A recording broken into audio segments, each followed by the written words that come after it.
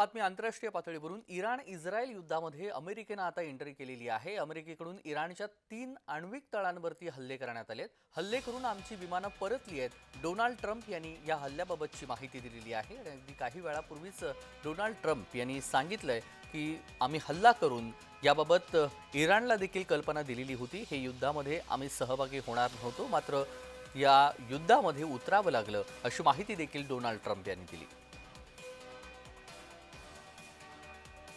Trump हे काय म्हटलेले आहेत ते आपण पाहूयात।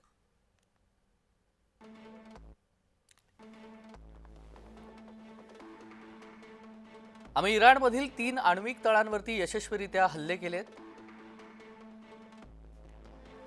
ज्यात फोर्डो, नदान्स आणि एस्फहानचा समावेश आहे। अमेरिकेची सर्व विमानं आता इराणच्या हवाई क्षेत्राबाहेर आहेत। अमेरिकेनं फोर्डोतील प्रायमरी साइट्सवरती बॉम्बचा वर्षाव केला।